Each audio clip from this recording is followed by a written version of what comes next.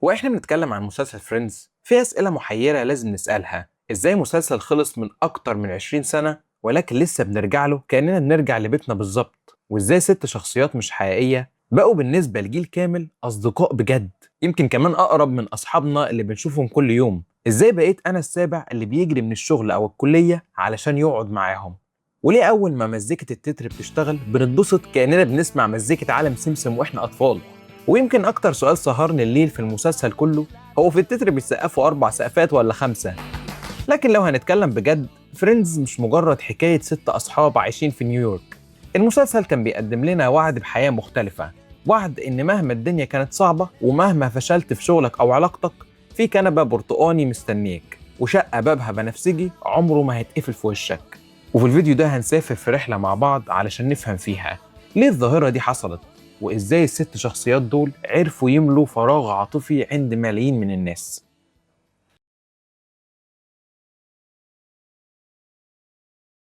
علشان نفهم سر فريندز لازم نرجع بالزمن شوية. في الخمسينيات والستينيات مسلسلات الكوميديا كانت دايما عن العيلة التقليدية، أب وأم وأولاد. لكن مع نهاية القرن العشرين شكل الحياة اتغير. الناس بقت تسيب بيوتها وتسافر وتعيش لوحدها، والعلاقات بقت أعقد ومؤقتة. هنا بيظهر نوع جديد من المسلسلات اللي بنسميه الهانج أوت سيتكوم. بيقول فكرة جديدة تماما، أصحابك ممكن يكونوا هم عيلتك الحقيقية. علشان كده أول سبب هو إن فريندز بيمثل الكمال للفكرة دي. 6 شباب في العشرينات، كل واحد جاي من حتة مختلفة، وكل واحد عنده مشاكله مع عيلته الأصلية. تشاندلر اللي أهله اتطلقوا في عيد الشكر بطريقة مأساوية فبقى بيكره أي مناسبة عائلية. ريتشل اللي هربت من جواز مصلحة علشان تكتشف إنها ما تعرفش أي حاجة عن الدنيا. مونيكا اللي قضت عمرها بتحاول تاخد رضا أهلها اللي بيفضلوا أخوها راس عليها. فيبي اللي ماضيها مأساوي وعيلتها مفككة وغير تقليدية. جوي اللي عيلته طيبة لكنها بسيطة ومش فاهمة طموحه. وراس اللي انفصل عن مراته لما عرف إنها مثلية. كل واحد فيهم عنده شرخ في حياته ومحتاج بديل للعيلة، والبديل ده كان شقة مونيكا. الشقة اللي كانت هي البيت، المكان اللي الكل معاه مفتاح منه، واللي تلاجته دايما فيها أكل، واللي مهما عملت مصايب بره هترجع تلاقي 6 أشخاص مستعدين يسمعوك، أو على الأقل هيتريقوا عليك لحد ما تنسى المشكلة أساسا. المسلسل قدم لنا نموذج علاقات بقى نادر جدا في حياتنا. في عالم كل حاجة فيه بقت سريعة، فريندز كان بيعرض لنا استقرار لمدة 22 دقيقة. فكرة إنك تلاقي ناس مش من دمك بس اختاروا يكونوا سند ليك، دي فكرة قوية ومغرية جدا. لما ريتشل قررت تسيب خطيبها يوم الفرح وتخبط على باب مونيكا، محدش لمها. أول حاجة عملوها إنهم رحبوا بيها، وبعدين ساعدوها تقف على رجليها، حتى لو ده معناه إنها هتعمل أسوأ قهوة في تاريخ سنترال بيرك. طيب فاكرين لما جوي كان بيمر بأزمة مادية؟ تشاندلر كان بيتحايل عليه علشان يديله فلوس من غير ما يجرحه. كان كل شوية يخترع ألعاب تافهة ويخسر فيها علشان يديله فلوس كأنها مكسب. اللحظات الصغيرة دي هي اللي بانت العلاقة بيننا وبينهم. مشهد بسيط زي لما الكهرباء قطعت في نيويورك وقضوا ليلة مع بعض على نور الشموع بيحكوا أسرارهم، ده مش مجرد موقف كوميدي، ده درس في معنى الانتماء. المسلسل كان بيبعت لنا رسالة واضحة: أنت مش لوحدك، وحتى لو كنت لوحدك في الواقع تقدر تفتح التلفزيون وتشوف ال6 دول وتحس اللحظات إنك جزء منهم. الإحساس ده هو جوهر نجاح المسلسل. ثانياً، في علم النفس في مصطلح اسمه المكان الثالث. المكان الأول هو بيتك، والتاني هو الشغل. المكان التالت بقى هو أي مساحة عامة بتحس فيها بالراحة والانتماء، زي القهوة أو النادي. فريندز قدم لنا 2 من أعظم الأماكن دي في تاريخ التلفزيون: كافيه سنترال بيرك وشقة مونيكا. سنترال بيرك بالكنبة البرتقانية بتاعته ده كان مكان تجمع الشلة، المكان اللي غالبا بيتقابلوا فيه كل يوم حرفيا، بيحكوا عن مشاكلهم، بيتخانقوا وبيتصالحوا. وجود المكان ده بيدي إحساس بالروتين المريح. مهما حصل إحنا كجمهور كنا متأكدين إننا هنلاقيهم في الآخر على نفس الكنبة. الكنبة دي كانت ثابتة في عالم بيتغير، وده في حد ذاته شيء مريح نفسيا. أما شقة مونيكا فكانت هي قلب المسلسل. الباب البنفسجي والعين السحرية الصفراء بقوا رمز للأمان والدفء. مونيكا بهوسها بالنظافة والترتيب ما كانتش مجرد شخصية بتضحك، هي كانت بتمثل محاولتنا كلنا لخلق نظام في عالم فوضوي. مونيكا كبرت وهي حاسة بنقد أمها المستمر وشعورها بالدنيوية جنب أخوها. فبقت بتحاول تسيطر على الحاجة الوحيدة اللي تقدر عليها، شقتها. هي بتحاول تخلق عالم مثالي صغير علشان تهرب من الإحساس بالفوضى والنقص، والنتيجة شقتها بقت هي الملاذ الآمن للكل. كتير مننا بيفتقد المكان ده في حياته، المكان اللي تقدر تروح له في أي وقت من غير ميعاد، وتفتح التلاجة كأنك في بيتك بالظبط. في زمن المدن الكبيرة والعلاقات اللي أغلبها على السوشيال ميديا، فكرة وجود مكان حقيقي زي ده بقت شبه حلم، وفريندز كان بيبيع لنا الحلم ده. احنا قضينا في الشقة دي كأصحاب وقت أكتر ما قضيناه في بيوتنا مع ناس نعرفهم. ولما بنعيد المسلسل احنا مش بس بنرجع نشوف الشخصيات، احنا بنرجع نزور الأماكن دي اللي حسينا فيها بالأمان. ثالثا، جزء كبير كمان من سحر فريندز المستمر هو الحنين للماضي. المسلسل بيرجعنا لفترة التسعينيات، عالم من غير سمارت فونز ولا سوشيال ميديا، عالم الناس كانت بتقعد تتكلم فيه بجد مع بعض في الكافيهات، مش بتبعت لبعض ميمز. مشاكلهم كانت بسيطة ومفهومة.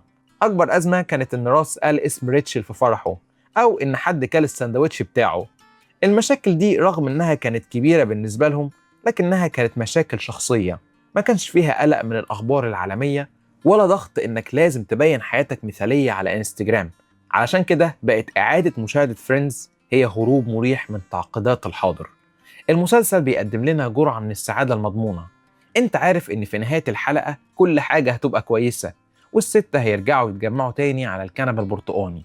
الظاهرة دي ليها اسم، العلاقات شبه الاجتماعية، وهي اننا بنطور علاقة عاطفية من طرف واحد مع شخصيات خيالية، بنحس اننا نعرفهم بجد وانهم اصحابنا. العلاقة دي ممكن تكون مريحة نفسيا، خصوصا للناس اللي بتحس بالوحدة، لان الشخصيات دي اصدقاء مثاليين دايما موجودين وعمرهم ما هيخيبوا امالك. لكن مهم نفتكر انهم بيقدموا راحة مؤقتة، مش بديل عن العلاقات الحقيقية في حياتنا. رابعا واهم سبب من وجهة نظري، العبقرية الحقيقية في فريندز كانت في رسم الشخصيات. الستة دول ما كانوش قوالب كوميدية، كل واحد فيهم كان بيمثل صراع إنساني حقيقي، وده اللي خلانا نشوف نفسنا فيهم.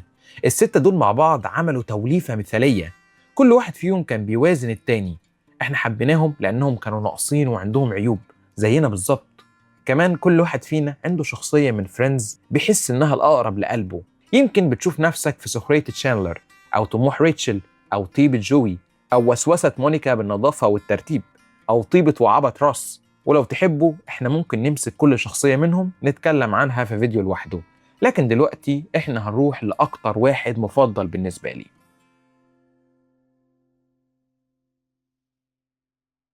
طول عمرنا نعرفه بإنه الصديق الفرفوش، ملك الإفيه السريع، أستاذ الساركازم أو السخرية اللي مفيش زيه، الراجل اللي عنده تعليق لكل موقف وبيفجرنا ضحك في أكتر اللحظات المحرجة.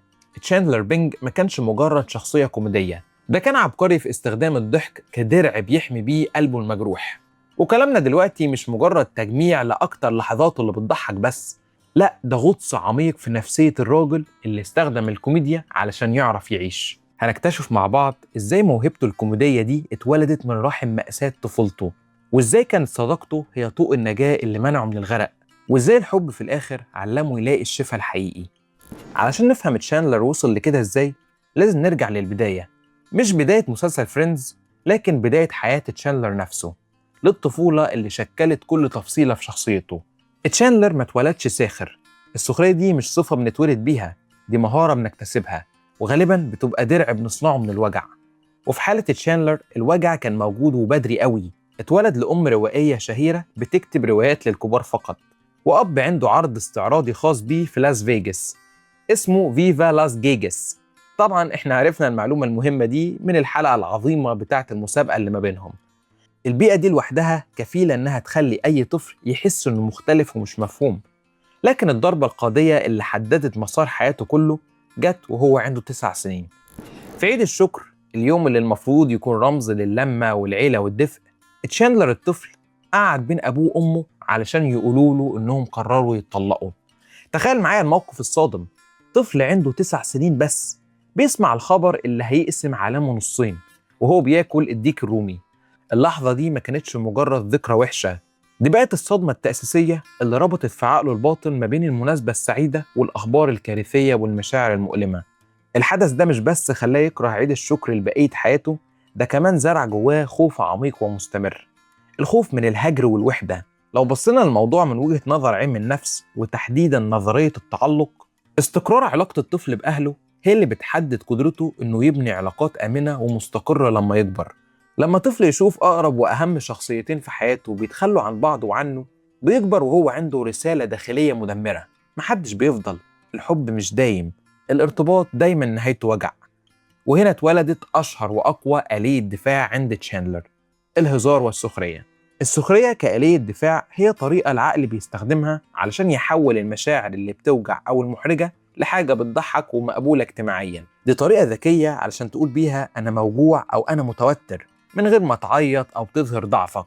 تشاندلر بقى أستاذ في الآلية دي من وهو صغير. بدل ما الناس تشوفك طفل حزين ويصعب عليهم، الأسهل إنك تخليهم يشوفوك طفل بيضحك ودمه خفيف. فاكرين الجملة اللي لخصت شخصيته اللي في معناها بيقول: أهلا أنا تشاندلر، أنا برمي إفيه لما ببقى مش مرتاح؟ دي ما كانتش مجرد نكتة، ده كان أدق وأصدق وصف هو قاله عن نفسه. كل ما الموقف يبقى متوتر أو فيه مشاعر حقيقية زيادة عن اللزوم، كل ما نكته تبقى أسرع وأكتر. ده كان درعه الشفاف اللي بيقول للعالم ما تقربش أكتر من كده، ده كل اللي هخليك تشوفه. السخرية ما كانتش مجرد هوية، دي كانت شغلته النفسية الأساسية. كان لازم يبقى بيضحك، لأنه لو بطل يقول نكت كان هيضطر يواجه حقيقة إنه خايف، وحيد، وإنه لسه نفس الطفل اللي قاعد على ترابيزة عيد الشكر مستني عالمه ينهار.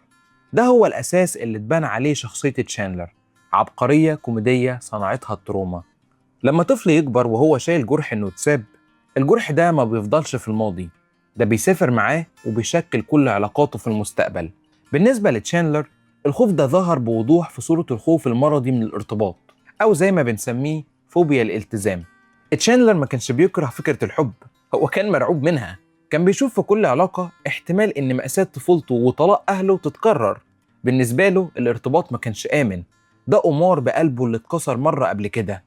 الخوف ده كان هو النمط اللي بيتكرر في كل علاقاته العاطفية تقريبا قبل مونيكا. وأوضح مثال على ده هو علاقته المتقطعة مع جانيس. جانيس ما كانتش مجرد حبيبة سابقة صوتها مزعج جدا، دي كانت مراية بتعكس كل تناقضات تشاندلر ومخاوفه. كان يدخل معاه في علاقة، وأول ما الأمور تبدأ تبقى جدية شوية تلاقيه داس على زرار الطوارئ على طول. بيبدأ يركز على عيوبها الصغيرة ويكبرها جدا، ويعمل أي حاجة علشان يهرب، حتى لو ده معناه إنك هتسافر اليمن مش مشكلة، المهم أهرب. لكنه مجرد ما بيبعد الوحدة بتهاجمه من جديد. الخوف من إنه يموت لوحده بيسيطر عليه، فيضطر يرجع لها تاني، وتبدأ الدايرة تكرر نفسها من جديد. النمط ده بتاع قرب ابعد ده مثال كلاسيكي لحاجة علماء النفس بيسموها التعلق القلق أو anxious attachment. الشخص اللي بيعاني منه بيبقى هيموت ويقرب من الناس ويحس بالحب، بس في نفس الوقت خايف منهم موت ومرعوب من فكرة إنهم يسيبوه. الخوف ده ما ظهرش مع جانيس بس. فاكرين كاثي، البنت اللي جوي حبها وبعدين تشاندلر حبها؟ أول ما تشاندلر حس بالغيرة والخوف من الخيانة بدأ يسيطر عليه، بدل ما يتكلم معاها ويواجه مشاعره، هو اللي بوظ العلاقة بنفسه بسبب عدم إحساسه بالأمان. هو اتصرف بناء على خوفه من إنه يتخان، فتصرفاته هي اللي زقته بعيد عنها. الموضوع عند تشاندلر كان أكبر من مجرد علاقات. تشاندلر كان بيكره شغلانته. حد يعرف تشاندلر بينج بيشتغل إيه؟ أيوه بالظبط، برافو عليك، في تحليل الإحصائيات ومعالجة البيانات. بس فضل فيها سنين طويلة جدا علشان هي آمنة ومضمونة. التغيير كان مرعب بالنسبة له، لأنه كان معناه المجهول، والمجهول كان دايما بيخوفه. هو بنى حياته كلها على استراتيجية تجنب الوجع، وسلاحه الفعال في الاستراتيجية دي كان السخرية. كان فاكر إنه لو قدر يضحك على كل حاجة مفيش حاجة هتقدر تأذيه. بس الدرع ده اللي كان بيحميه كان برضه السجن اللي بيعزله عن أي فرصة حقيقية للسعادة. هنا بيجي الحل اللي اتكلمنا فيه، وهو حب العيلة البديلة بتاعته وهم أصحابه. الحب ده هو اللي سنده طول السنين دي.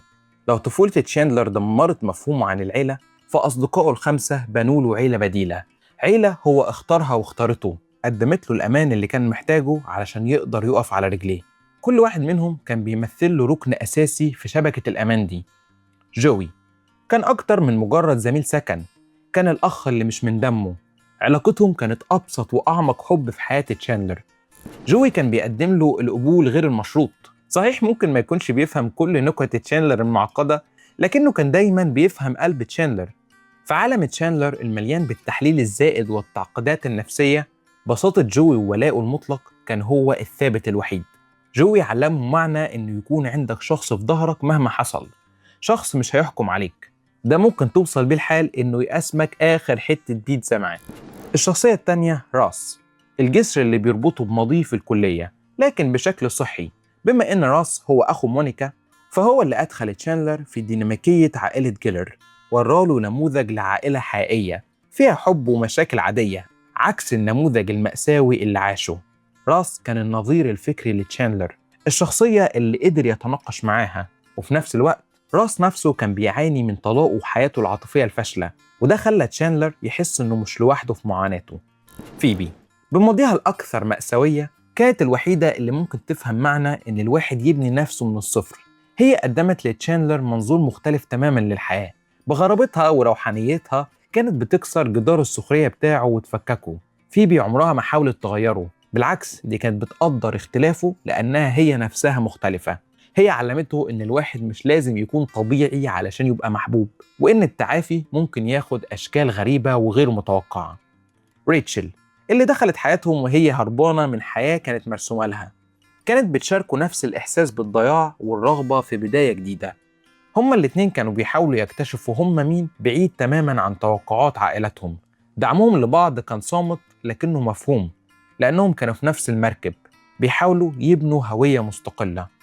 الأصدقاء دول ما كانوش مجرد ناس بيقضي معهم وقت، دول كانوا بيئة علاجية متكاملة. هما اللي سمعوا نكته اللي بتخفي وجعه وضحكوا عليها، لكنهم كمان شافوا اللي وراها. هما اللي احتملوا خوفه من الارتباط وفضلوا جنبه. كانوا العيلة المستقرة اللي عمرها ما كانت عنده، وبسببهم قدر تشاندلر يفضل متماسك لحد ما لقى الشجاعة علشان يواجه أكبر مخاوفه. كل حكاية ليها بطل، وكل رحلة تعافي ليها نقطة تحول. في قصة تشاندلر بينج، نقطة التحول دي كانت شخصية مونيكا جيلر. علاقتهم ما بدأتش كقصة حب من أول نظرة، وده كان سر قوتها ونجاحها. هي بدأت كصداقة عميقة مبنية على سنين من المعرفة والفهم المتبادل. كانوا عارفين كل عيوب وكل نقاط ضعفهم. ما كانش فيه أقنعة أو محاولات إبهار، كان فيه بس قبول حقيقي، وده بالظبط اللي تشاندلر كان محتاجه أكتر من أي حاجة تاني في الدنيا. الشرارة الأولى حصلت في لندن. في الليلة دي مونيكا كانت حاسة بالإحباط والوحدة، وتشاندلر بعيداً عن سخريته المعتادة شاف وجعها وقدم لها الدعم والراحة. اللي حصل بعدها ما كانش مجرد نزوة عابرة، ده كان اكتشاف مفاجئ إن الحب والأمان اللي كان بيدور عليه طول حياته في كل الأماكن الغلط كان قدامه طول الوقت في شكل صاحبته المقربة. في الأول حاولوا يخلوا العلاقة سر. خوف تشاندلر القديم ما اختفاش فجأة، كان لسه مرعوب إن كشف العلاقة للعالم أو لأصدقائهم ممكن يدمرها، وفعلا حاولوا يعملوا كده، ولكن بس اللي كان مختلف المرة دي هو مونيكا. مونيكا بشخصيتها الثابتة والمنظمة ما كانتش بتهرب من المشاعر أو المواقف الصعبة. لما تشاندلر كان بيخاف ويحاول يبعد، هي كانت بتثبت، بتتكلم، بتطمنه. لأول مرة في حياته تشاندلر لقى نفسه في علاقة مش محتاج يلبس فيها درع السخرية بتاعه طول الوقت. مع مونيكا كان قادر يبقى ضعيف، يقدر يكون تشاندلر الحقيقي من غير خوف. هي وفرت له حاجة علماء النفس بيسموها القاعدة الآمنة أو secure base، يعني علاقة تحس فيها بالأمان الكافي إنك تخرج للعالم وتواجه مخاوفك وإنت عارف إن عندك مكان آمن ومستقر ترجع له. في لحظة أيقونية بتلخص التحول ده، لما مونيكا حطت ديك رومي على راسها ونضارة شمس ورقصت علشان تضحكوا وتصالحوا بعد خناقة. تشاندلر قال بكل عفوية وتلقائية أنا بحبك. الكلمة طلعت منه من غير تخطيط أو تفكير، لأنها كانت الحقيقة المطلقة في اللحظة دي. هو شاف قدامه شخص مستعد شكله يبقى أهبل وغريب علشان يبسطه، وفهم إن ده هو الحب الحقيقي اللي مش مشروط. مونيكا ما كانتش مجرد حبيبة، دي كانت شريكته في رحلة الشفاء. أثبتت له بأفعالها إن الحب ممكن يبقى مستقر، وإن الارتباط ممكن يبقى مصدر قوة مش ضعف أو سجن. صحيح العلاقة ما مسحتش جروح طفولته، لكن ادت له الأدوات والحب اللازم علشان يبدأ يداويها بنفسه. ولو علاقة تشاندلر بمونيكا كانت هي نقطة التحول، فالسنين اللي بعدها كانت رحلة الشفاء المستمر. الحب ما بقاش مجرد شعور بيحس بيه، ده بقى فعل يومي بيمارسه واختيار بيختاره كل يوم. الجواز كان أكبر مخاوف تشاندلر على الإطلاق، ولما جه وقت إنه يتقدم لمونيكا خوفه القديم كان هيبوظ كل حاجة. عمل نفسه مش عايز يتجوزها أبدا، وكان على وشك إنه يفقدها. لكن في النهاية، في واحد من أكتر المشاهد العاطفية في تاريخ المسلسل، حبه لمونيكا غلب خوفه. الكلام اللي قاله لها في الشقة اللي كلها شموع ما كانش مجرد عرض جواز، ده كان اعتراف كامل بتحوله وإعلان إنه اختار الحب بدل الخوف. حتى ليلة الفرح جات له نوبة هلع واختفى. تشاندلر القديم رجع في زيارة أخيرة مرعوب من فكرة الالتزام الأبدي، بس المرة دي صاحبه راس وجوي ما سابوهوش لوحده، لقوه وفهموه خوفه. وراس ساعتها حاول يسترجع معاه أمجاده في الكاراتيه طبعا، وساعتها ساعدوه إنه يتجاوز الخوف. رجع واتجوزها مش عشان خوفه اختفى تماما، لا، علشان حبه وشجاعته بقوا أقوى من خوفه. رحلة الشفاء امتدت لأبعد من كده. مونيكا شجعته إنه يصلح علاقته بوالده. طب كويس. سافروا مع بعض لاس فيجاس. طب كويس. وفي مشهد مؤثر وعميق تشاندلر عزم أبوه على فرحه. ده كان فعل مسامحة وقبول، مش بس لأبوه، لأ، لنفسه ولماضيه كمان. بعدين جه الاختيار الأصعب لما اكتشفوا إنهم مش بيخلفوا. خبر زي ده كان ممكن بسهولة يرجعه لقوقعته القديمة وشعوره بالنقص، بس تشاندلر الجديد كان عنده ردة فعل مختلفة تماما. هو دعم مونيكا بكل قوته، احتضنها واتبنى فكرة التبني بكل حماس. أثبت إنه مستعد وجاهز إنه يبقى أب، الدور اللي كان بيخاف منه طول عمره.